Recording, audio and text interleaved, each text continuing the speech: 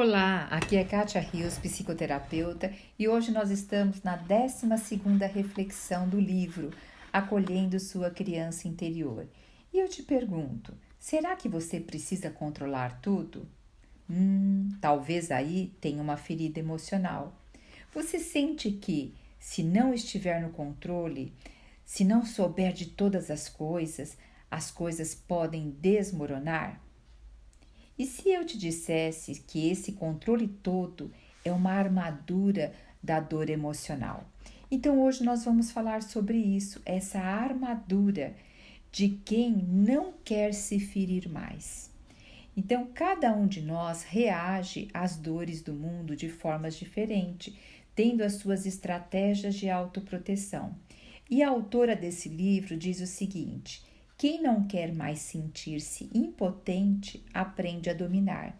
Então, tem pessoas que, mediante a personalidade, o temperamento, elas vão para um caminho, em vez de ter aquela resignação passiva, elas vão o quê? Ir para o domínio.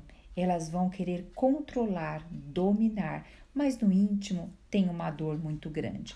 Mas vamos entender um pouquinho melhor. Olha, elas têm necessidade de exercer poder, porque, como eu disse para vocês, é uma estratégia de autoproteção, é um mecanismo de defesa.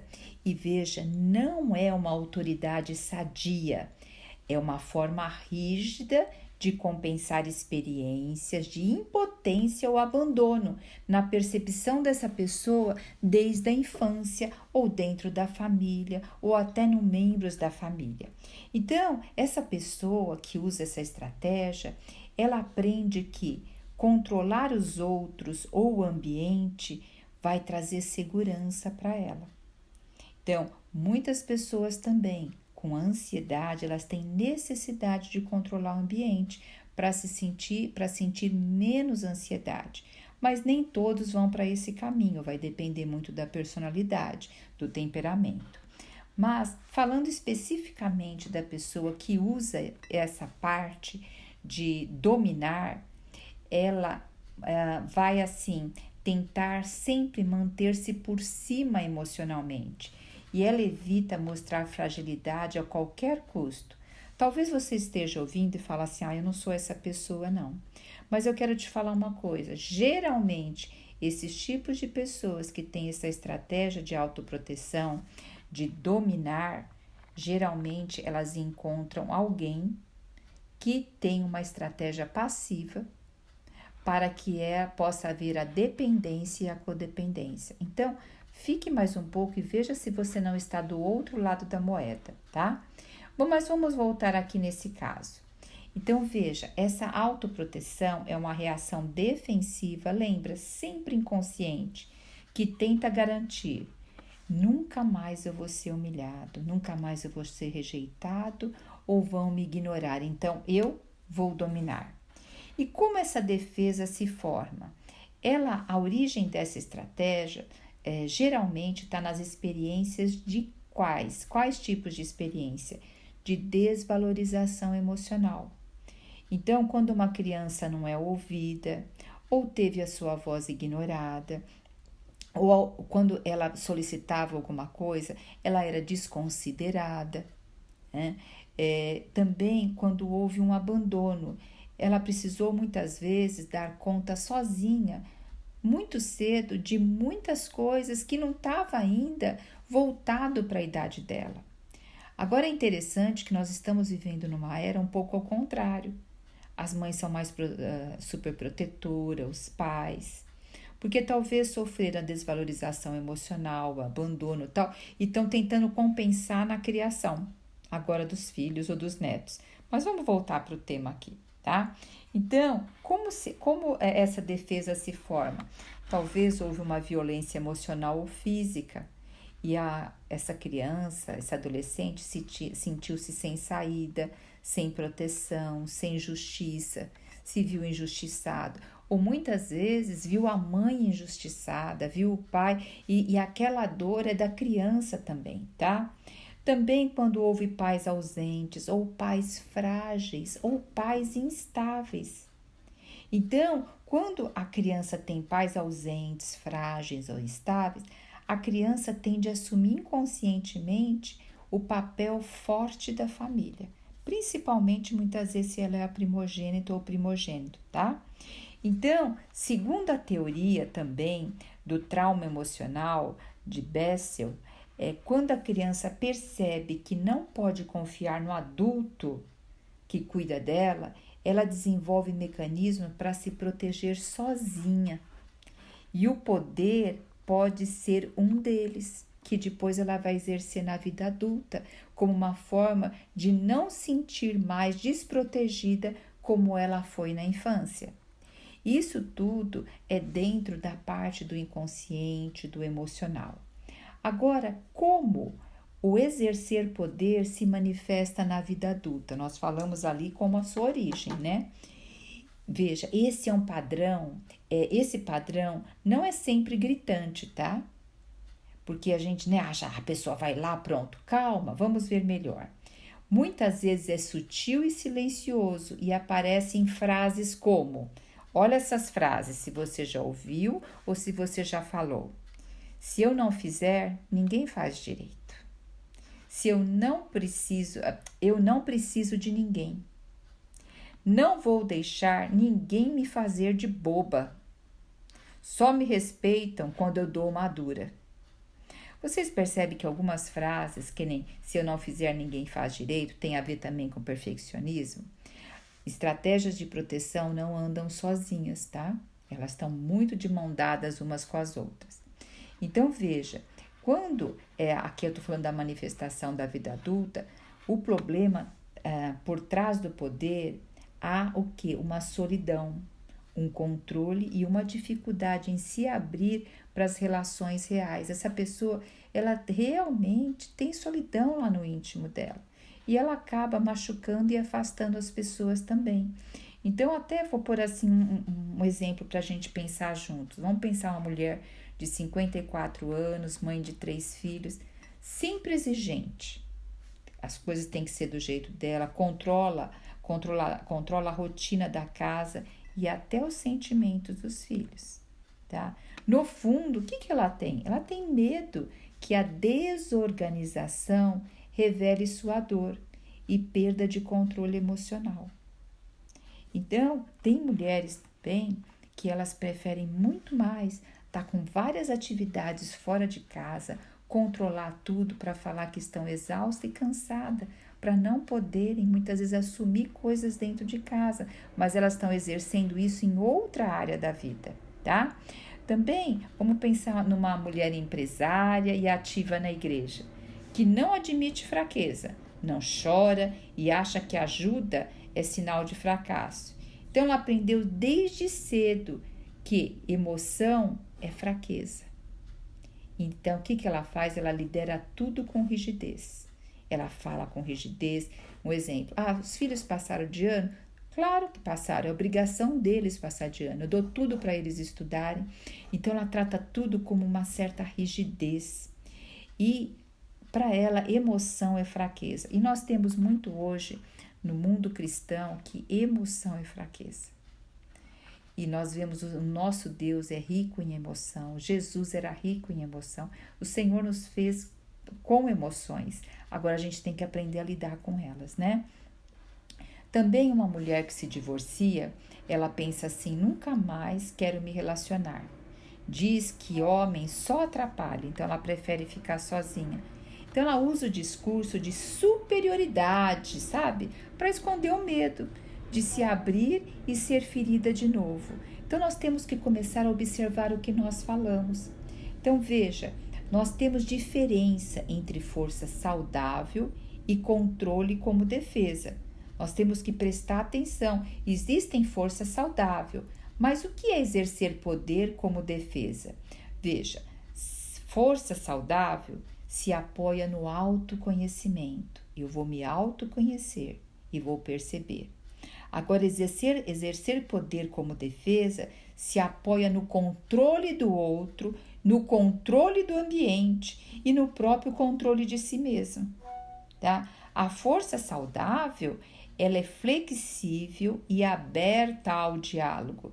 Agora, quem exerce poder como defesa é rígida, sempre precisa ter razão, né? Então, ali não tem muita conversa.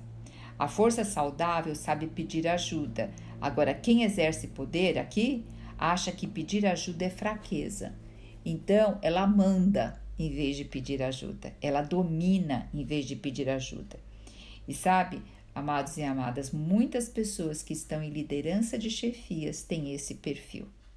Porque elas de alguma forma faz acontecer com frieza, tá? E a força saudável, ela vê os erros, ela vê os sentimentos, ela não esconde. Agora, quem exerce poder como defesa esconde fragilidades, finge segurança total. Mas uma hora isso vai se virar contra a própria pessoa. No início ela consegue usar essa armadura muito bem, mas depois isso vai desmoronando. Vamos ver mais um tópico da força saudável. A força saudável inspira respeito e o exercer poder impõe medo e autoridade. Então, viu? Deu para perceber? Porque muitas vezes a gente até vê uma chefia, vê alguém na liderança que exerce poder com essas características e acha boa, mas isso não é um poder adequado. Isso aqui é uma estratégia de autoproteção para ninguém chegar na pessoa. E os impactos emocionais em relacionamentos são altíssimos. A pessoa que vive no modo poder, ela tem dificuldade de confiar nas outras pessoas. Ela controla demais os filhos, cônjuges, amigos. Porque se ela não controlar, ela tem medo de não ter confiança nessas pessoas. Então, ela confiando, ela controlando, ela vai ter facilidade, entre aspas, de estar confiando. Mas está confiando por causa do controle dela mesma. Essas pessoas desenvolvem ansiedade de desempenho. Então, será que eu vou estar fazendo certo? Será isso? Então, elas sempre vão querer fazer mais certo. Aí entra o perfeccionismo. Sofrem em silêncio sem conseguir pedir ajuda. Sofre ali, mas não pede ajuda, tá? E precisam estar sempre em alerta emocional, né? Porque se tem dificuldade de confiar, se tem que controlar, então tem que estar em alerta emocional. E além disso, as relações com parceiros, filhos se tornam desequilibradas, onde não é que há obediência, há medo no lugar de obediência. E não há vínculo autêntico, tá? Então a gente tem que parar e pensar. E se você se percebeu em alguma dessas coisas, você deve se perguntar: de onde vem essa minha necessidade de controle? O que temo que aconteça se eu mostrar fraqueza? O que vai acontecer se você mostrar fraqueza? Agora, pergunta: eu me permito que alguém me cuide? Ou só cuido dos outros? Você tem permitido que alguém cuide de você? Muitas vezes essas pessoas depois, quando precisa realmente que alguém cuida, não tem ninguém que cuida, porque ela distanciou as pessoas e ela mostrou para as outras pessoas que ela é guerreira, que ela é autossuficiente, que não precisa de ninguém, e as outras pessoas vão se afastando. Será que usar o poder não está afastando realmente o amor que você tanto precisa? Então, essas coisas é interessante a gente avaliar para ver se nós estamos usando essa estratégia de autoproteção. E saiba, amados e amadas, que exercer poder é um jeito antigo de tentar não ser ferido de novo. Então, por isso que a gente tem que cuidar das nossas feridas emocionais, senão a gente vai estar sempre aí buscando escudo para elas, tá? Mas também te impede, quando você está com esse escudo, de ser verdadeiramente amada, cuidada, acolhida e ser realmente o que Deus realmente escolheu para você ser realmente quem Deus já predestinou para você ser. Agora, eu também quero tocar em outro detalhe que existe. Existe uma agressão passiva. E essa agressão passiva, porque existe agressão ativa, que eu vou falar com vocês, e existe agressão passiva. A passiva é o poder que controla em silêncio, e isso acontece tanto. Então, exemplo, você não grita, mas você fica em silêncio. O silêncio é uma forma de poder também, só que é uma agressão passiva. Então, um exemplo, olha, você não diz não, mas boicota. Você assim, alguém pede uma coisa para você, você fala assim, você não fala, não vou fazer. Vou fazer, mas você fica adiando, fica boicotando. Isso é uma agressão passiva. Então, também não ataca, mas faz o outro se sentir culpado. Faz de um jeito que o outro até se sente culpado, tá? Isso também é poder, mas disfarçado de inofensibilidade. Vamos ver isso melhor? Olha, a agressão passiva é uma forma indireta de expressar raiva, frustração, medo ou necessidade de controle. A pessoa não se posiciona abertamente, mas demonstra resistência através de silêncios longos, dá um gelo na outra pessoa, faz um esquecimento meio que proposital, ou deixa o que a pessoa pediu em último plano e olhe lá se der certo. Atrasos frequentes. Muitas vezes está se fazendo isso e a pessoa nem percebe que é uma agressão passiva. Por isso que começa a observar se você tem atrasos frequentes com uma determinada coisa ou com uma pessoa, promessas que você não cumpre, sarcasmo sutil ou ironia, e também diz sim com a boca, mas as atitudes não é sim. Isso é uma forma, sabe, de você punir o outro sem assumir que estar com raiva, ou estar magoada, ou estar ferida. Então, é uma forma de estar punindo o outro. E ao mesmo tempo, não está sendo autêntica com você mesma, porque isso também não está te fazendo bem. E por que isso acontece? A gente já viu uma parte lá, né? Da parte do controle, porque isso aqui também é um controle. Uma agressão passiva também é um controle, é a parte de dominar a situação. Porque aprendeu, porque a pessoa acaba sendo agressiva passiva? Porque aprendeu que expressar raiva era perigoso.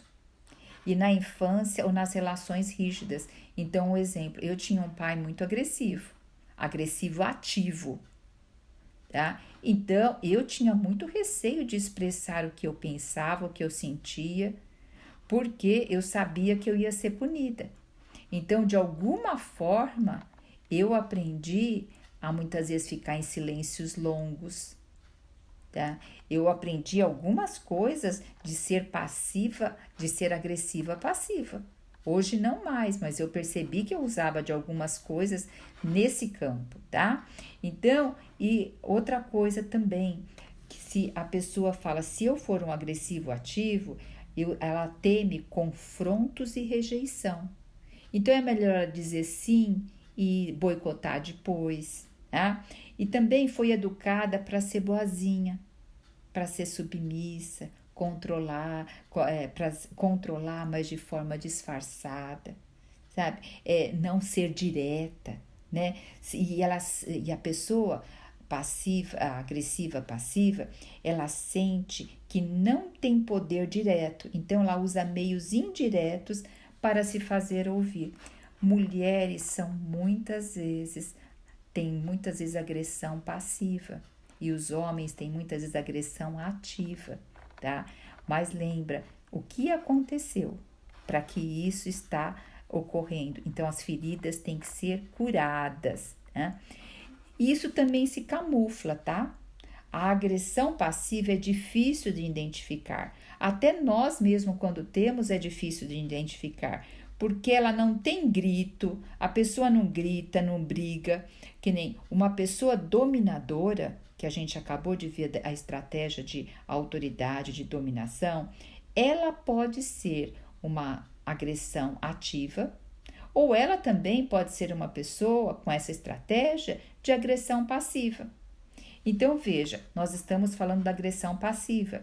Então, ela se apresenta assim, o comportamento. A pessoa tem um silêncio prolongado. O que ela quer manifestar? Que estou magoada, mas quero que você perceba sozinho. Eu não vou falar. Eu estou magoada, espero que você perceba sozinho. Um outro comportamento. fazer tudo devagar ou com má vontade. O que significa? Estou contrariada, mas não posso dizer. Então, eu vou fazer tudo devagar ou com má vontade. Quantas coisas disso muitas vezes a gente identifica nos filhos? Porque eles, como eles têm que obedecer, assim, no sentido de não retrucar, de não falar, eles agem de outra forma. Então, você pede algo para eles, eles fazem devagar, de má vontade, porque estou contrariado, não posso dizer, então vou fazer desse jeito. E deixa os pais mais irritados ainda, tá? Ou outro comportamento, cumprir tarefas com erro ou distração. Porque a pessoa está dizendo assim, quero que você perceba que estou insatisfeita. E ela muitas vezes nem sabe porque está errando tanto, está se distraindo no que fazer, porque ela está falando que está insatisfeita.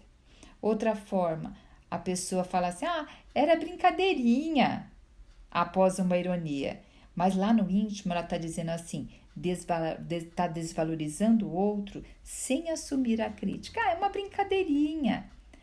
E o comportamento do agressivo passivo sempre entra na posição da vítima frequente, porque evita responsabilidade, mas manipula a culpa. Isso é muito sério, sabe? Então veja, vou dar mais um exemplo. Vamos supor uma mulher que seu marido não notou algo que ela fez e ela fica em silêncio o dia inteiro. O que ela está fazendo? Ela está fazendo uma punição silenciosa ao marido, porque ela deseja reconhecimento sem pedir. Então, amadas, quantos eu já vi? Eu também já tive muito isso de querer que meu marido tivesse uma bolinha de cristal e soubesse das minhas necessidades e correspondesse. Não existe isso, a gente tem que se comunicar, ainda mais junto ao homem, tá? Vamos pensar em outro caso. Uma outra mulher disse assim, tudo bem para uma situação, mas depois faz comentários indiretos. Só espero que não me culpem se der errado. Então, exemplo, alguém pede alguma coisa para ela, ela fala, tudo bem, eu vou fazer. Mas depois ela faz o comentário assim, bom, só espero que depois não venham me culpar se as coisas derem errado, porque eu não fui treinada para isso, eu não tenho competência para isso. Então, vocês percebem como é sutil? Então, a pessoa concordou para evitar confronto, mas expressa ressentimento por baixo. É tantos detalhes pequenos, né? Outra coisa, vamos pensar em outro caso. Uma pessoa diz assim, pode deixar comigo, mas esquece de propósito de fazer aquilo ou de se responsabilizar por aquilo. É uma resistência passiva, sabe? Expressa raiva com incompetência proposital. E o que está por detrás disso, amadas? A agressão passiva geralmente tenta evitar um abandono, para não desagradar o outro diretamente. Porque se eu desagradar o outro diretamente, se eu falar não para o outro diretamente, ele não vai gostar, vai ter confronto, vai ter talvez um abandono, vai talvez virar a cara para mim e eu não suporto isso, eu não sustento isso, tá? Então, também o que está por detrás disso? Manter o controle emocional faz o outro se sentir culpado. Então, exemplo, você pede alguma coisa para a pessoa faz devagar ou faz errado, aí você lá vai dar uma bronca, aí a pessoa fica triste, aí você acha que você que falou muito duro e a pessoa tá magoada, então faz você se sentir culpado nessa relação, tá? E também a pessoa, como eu acabei de falar, expressar raiva sem confronto. O agressivo passivo, ele expressa a raiva, mas sem um confronto direto. E dessa forma, o que está por detrás também é proteger essa ferida emocional, que a pessoa não sabe lidar com ela, então ela se protege atrás dessa estratégia. Mas o tempo todo, amados, isso intoxica os relacionamentos, sabota a própria autoestima, a própria autoconfiança, segurança. Então, a gente tem que parar e começar a pensar, não dá para... Se você está se identificando com algo, não fique aí preocupada, apavorada. A primeira coisa é a autoconsciência. E aí começar a observar o que você faz. E reconhecendo esse padrão, você vai fazendo perguntas para você. Você pode dizer, eu expresso o que sinto ou eu espero que o outro adivinhe? Eu uso o silêncio como punição? Começa a se perguntar. Pergunte-se agora, em cada muitas vezes situação que teve frustração, eu me expressei realmente o que eu estava sentindo claramente? Ou esperei que o outro deduzisse? E dê nome ao que você está sentindo.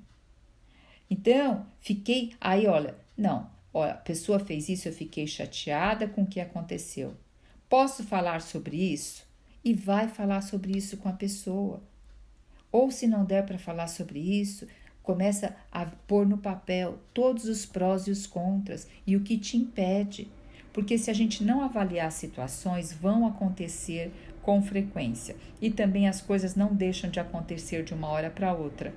Nós vamos ter que trabalhar nisso. Por isso que na comunidade Mulheres com Propósito, nós estamos trabalhando fortemente quais os nossos padrões de autoproteção.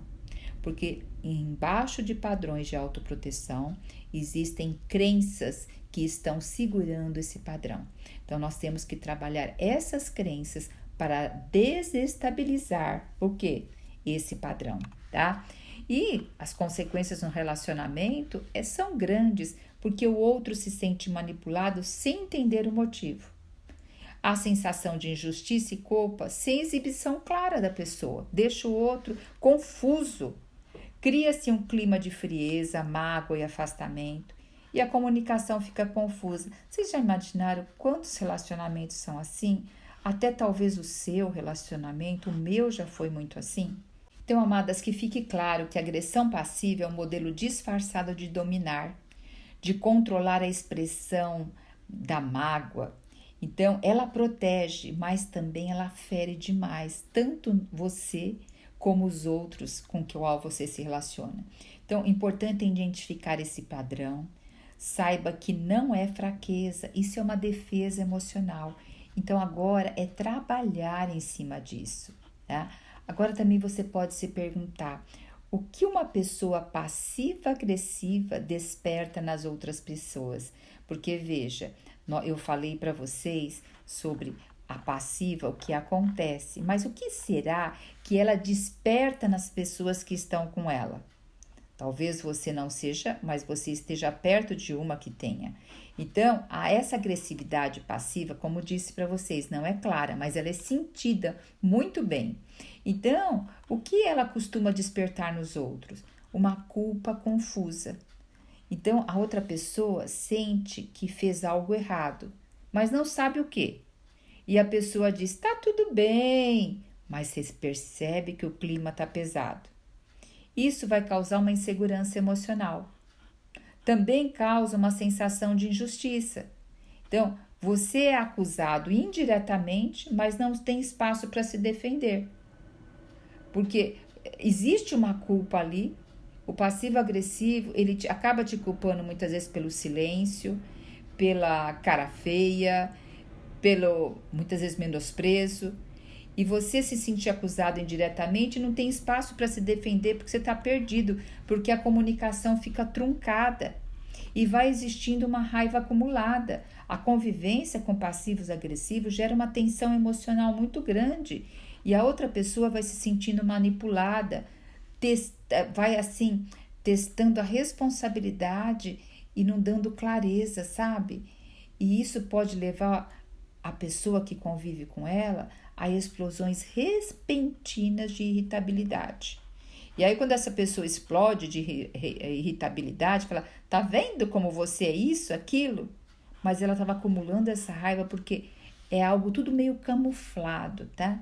E vai tendo esse cansaço emocional de tentar adivinhar o que o outro sente, que é exaustivo, porque as pessoas acabam não sendo claras, né? Agora, como a gente deve lidar com o passivo-agressivo? Não entre no jogo emocional deles. Não se sinta culpado por algo que não foi dito. Então, a gente tem que ter mais clareza e fazer perguntas a essa pessoa. Então, se tem algo que te incomodou, prefiro que diga claramente, diga para essa pessoa, tem algo que te incomodou? Que eu fiz, que te incomodou, que aconteceu? Eu prefiro que você me diga claramente do que fique dessa forma, que você está calado, aparentemente magoado, irritado. Então, esse é o primeiro passo. Segundo passo, desative a armadilha da culpa. Mostre uma abertura para diálogo, mas não aceite manipulação emocional. E sabe, amados, e não é que aquele passivo-agressivo, ele quer ser assim. Muitas vezes ele já tem um pouco de ciência e continua sendo assim, mas geralmente foi a forma de defesa emocional que ele encontrou. Só que se nós desejamos edificar uns aos outros, é necessário que a gente confronte. Não estou falando enfrentar, brigar, eu estou falando confrontar. E esse confrontar é não entrar no jogo emocional, porque eu vou estar edificando. Que Jesus falou para Pedro, arreda de mim, Satanás. Ele fez um confronto ali, ele não entrou no jogo emocional de Pedro. Aqui também, desative a armadura da culpa, porque você vai se sentir muitas vezes culpado, isso. Então, você vai ter que entrar em diálogo. Então, você vai poder dizer para a pessoa assim, posso ter errado, mas prefiro conversar do que ficar em silêncio contigo. Então, me deixe claro o que aconteceu, tá? E use a comunicação direta e uma comunicação empática. Então, não é para desenvolver ironia, sarcasmo, não. Seja firme e gentil. Você pode falar, olha, sentir que você está chateado, chateada. Quer falar sobre isso? Ah, não quero, não sei o que lá, não sei o que lá. Olha, mas veja, depois que aconteceu isso, eu vi que seu comportamento mudou. E vai ali tentando conversar, tá? Mas também aprenda a estabelecer limites. Se a pessoa insistir nesse padrão, proteja seu bem-estar. Sabe? Proteja seu bem-estar. Então, comece a realmente colocar limites, a pedir clareza nas coisas, tá? E evite também ser passivo-agressivo, porque muitas vezes um passivo-agressivo pega o outro e também é passivo-agressivo, isso vai reforçar o ciclo tóxico. Aí quando tá começando a relação ficar boa, o outro apronta, aí é você que entra nessa parte de silêncio, de uma postura que não tá se incomodando, mas lá no íntimo tá todo machucado, tá? Então, veja, pessoas passivo-agressivas não são pessoas más. Elas geralmente cresceram em ambientes onde não podiam expressar as emoções negativas. Foram punidas por dizer o que sentiam. Aprenderam que boas pessoas não confrontam. Elas devem manter a paz. Então, elas mantêm a paz de uma outra forma. E a agressividade passiva é uma estratégia de defesa, de autoproteção emocional e não uma escolha consciente. Então, amados e amadas, quando a gente, assim, confronta, nós estamos edificando a vida do outro. Então, nós vimos algumas estratégias de autoproteção que a autora do livro Acolhendo a Sua Criança Interior traz, e eu acabei fazendo complementações dessas estratégias, trazendo alguns exemplos mais práticos para a nossa realidade. Agora, dentro do livro tem uma riqueza, porque tem muitas atividades, muitos exercícios, inclusive tem um caderno de atividade. Então eu te convido, você agora pegar o livro também e adentrar ali. Ele é um livro que não é para ser lido simplesmente, é um livro terapêutico, é um livro que você tem que ficar com ele uns 6 meses na mão e fazendo as atividades e refletindo para que você possa ganhar. Muito mais do que ler um livro é permitir que aquele livro faça mudanças na sua vida. E para isso você tem que o quê? Estabelecer uma rotina de autocuidado que inclui estar ali você junto com a autora, junto com o livro.